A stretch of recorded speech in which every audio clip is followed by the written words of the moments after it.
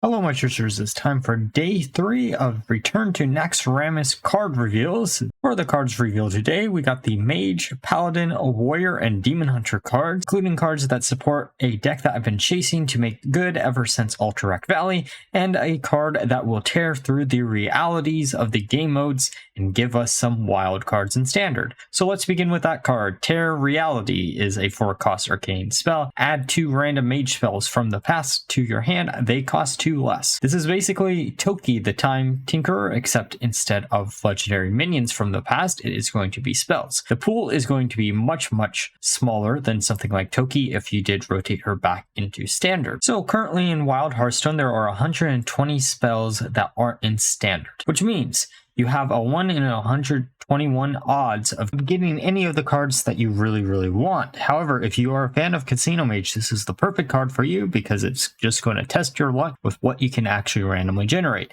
However, I do think in most decks this will probably cost a little bit too much to see a lot of play. I would have liked to see this maybe cost 2 and then have no mana cheat on it at all, so you could play a lot easier, but that might be a problem in Questline Mage. This card also does have the problem once the rotation actually does happen, you are going to add around 20 to 30 individual spells to the card pool too, which means a card like this is going to be even more inconsistent than it currently is. This is going to be the best it's going to be for the next 2 months, and then it's just going to get worse and worse with each individual rotation you actually have.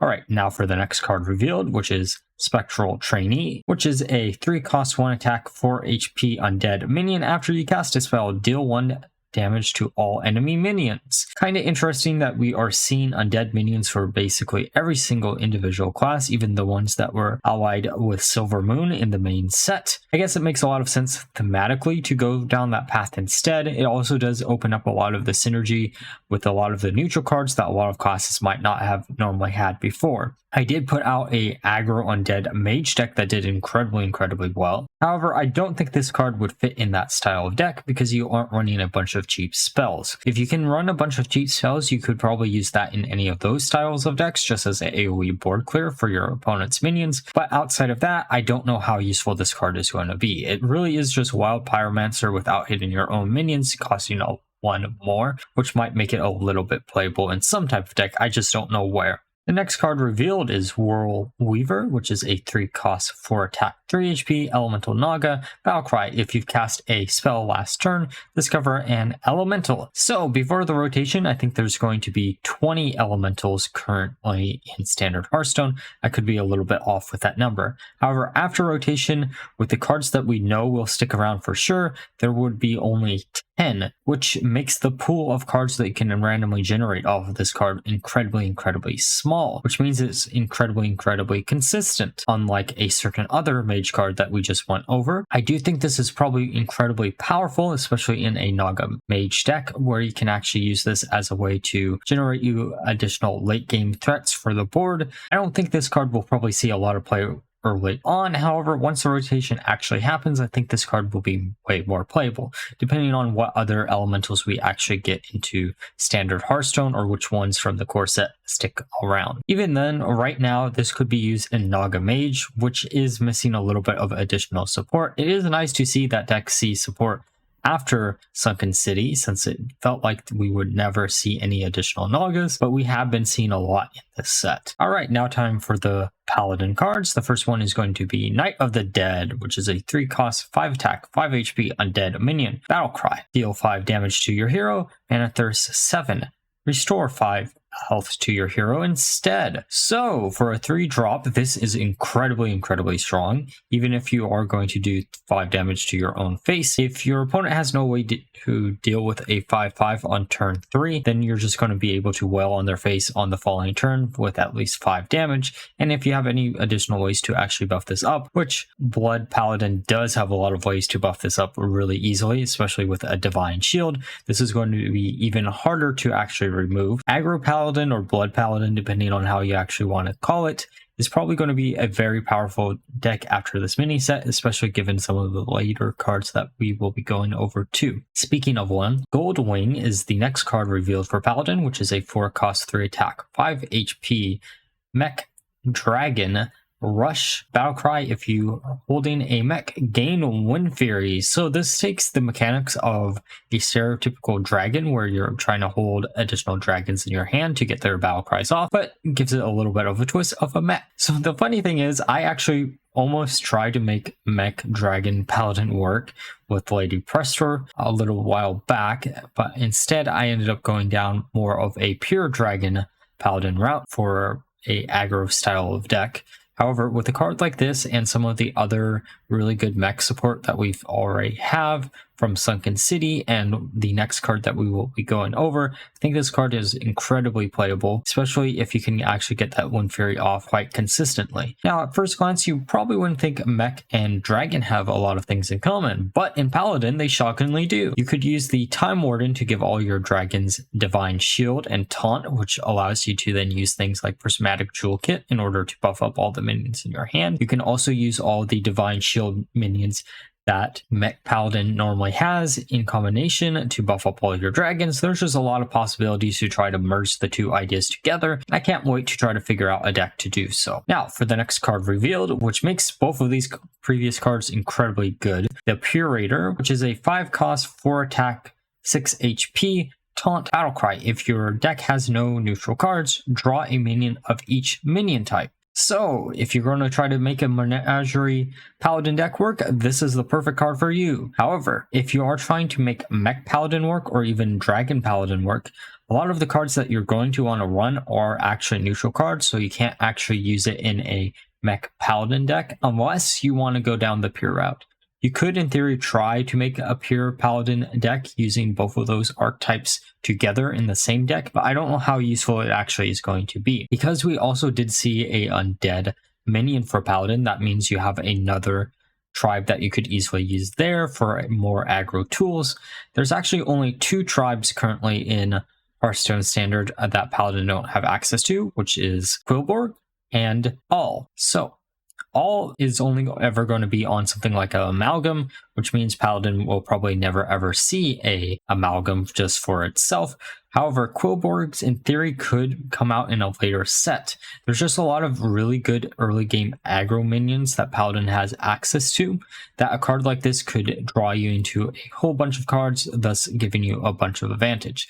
It also costs 5 compared to the original 7 of the original Curator, which makes it a lot more playable in my opinion. Now for the next card, which is the first one that will hook us in.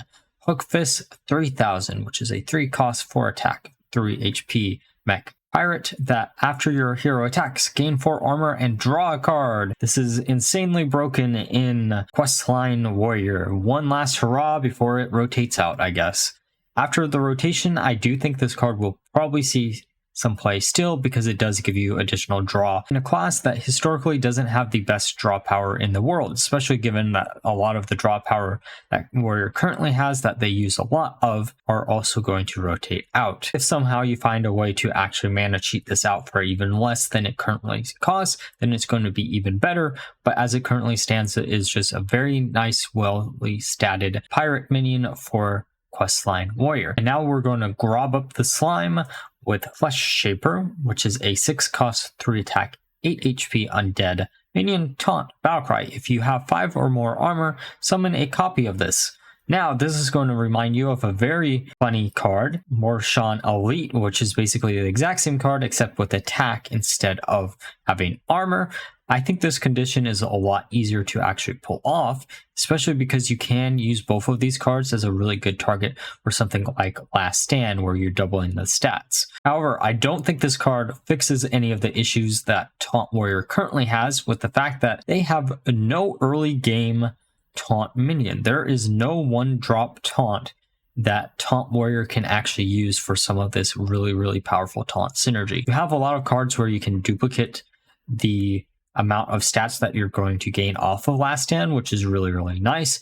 However, because of this, I don't know how powerful Flesh Shaper is actually going to be in the end. I do think if you are going after a Taunt Warrior style of deck, this is probably on average going to be better than Morshan Elite, just because of the fact that it does have a bigger health pool than Morshan Elite, and thus it is easier to get a lot more advantage for a giant wall and something like that. However, as it currently stands, the deck isn't that good. It's real fun to play, but this was not what the deck was actually missing. Now for the next card, Training Session, which is a 1-cost spell that discovers a taunt minion. If you played it this turn, repeat this. Now, this reminds me of good old Glory Chaser, which has never really seen any play. I've been trying to chase a deck where I can make this card work. The only issue is we have no 1-drop taunt minion. There isn't a neutral 1-drop taunt minion, and there won't be while this card is in rotation. I'm curious if this is the reason why they haven't made a 1-drop taunt minion. However, if it is the case, the deck wouldn't have been that good anyways. I do think Training Session is probably an incredibly good card because it gets you a lot of advantage, but because there are no really early game minions, you can't fully use all of the taunt synergy that currently exists in standard Hearthstone, and that's a real big shame. Alright, hot off the presses are the new Demon Hunter cards. The first one is going to be a retrain of Zombie Chow, aka Shambling Chow.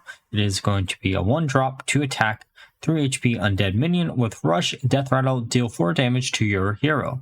So with this stat line, I do think this will probably see a lot of play in a aggro Demon Hunter deck. I know aggro Demon Hunter has kind of fallen out of favor for things like no minion Demon Hunter, since there is such good support for a deck like this. However, if some of those cards do rotate out, which I'm pretty sure some will, then a card like this will be a lot more playable, and aggro Demon Hunter was really just missing a few really good 1-drop minions. I don't know if that's going to be enough to make that deck fully functional right now. The next card is going to be Calamity Grass, which is a 1-cost, 1-attack, 2 durability weapon. Death Rattle, add a random Outcast card to your hand. This does not solve the problem of Outcast Demon Hunter. We still don't have a big enough payoff for the deck to be fully functional. The deck is really just missing 1 or 2 good payoffs away from being really strong, and until we see something like that, I don't think this card will see too much play, because as it currently stands, this really doesn't give you any type of advantage. Now for the final Demon Hunter card, which is Fell Scale Evoker, which is a 6-cost, 5-attack, 7 HP Demon Naga Battlecry. If you've cast 3 spells while holding this, summon a different demon from your deck. So the stat lines on this is perfect for Proving Grounds. However, because it's a Battlecry, it is not perfect for Proving Grounds. That card really just never saw any support to it, now did it, when it was in rotation. It had some support before the rotation actually happened, since it was, I think, the last mini set before the rotation happened there. However, outside of this, I do think this card will see some play in some type of low demon count Demon Hunter deck that is trying to abuse the Colossus minion as much as humanly possible, because you do have other cards within Demon Hunter that you could easily use this in combination with. Get as many copies of that Colossus minion out as humanly possible. This can also act as mana cheat for any big demon that costs more than 6, which makes it playable in that front. And if you are trying to make a big Demon Hunter deck work where you're only using 1 or 2 big demons, or if you're using a lot of them in combination with something like Vander Stormpike, I do think this is powerful enough to see some play. Alright, so those were all the cards revealed today. Let me know down below which ones you're most looking forward to actually using. I'm actually kind of looking forward to a Menagerie deck. It's been a long time since I've done a deck like that, so that's probably, out of all the classes things, the thing I'm most excited for out of these 4. Like always, if you enjoyed the video, please like, comment, and subscribe. Until next time, bye bye.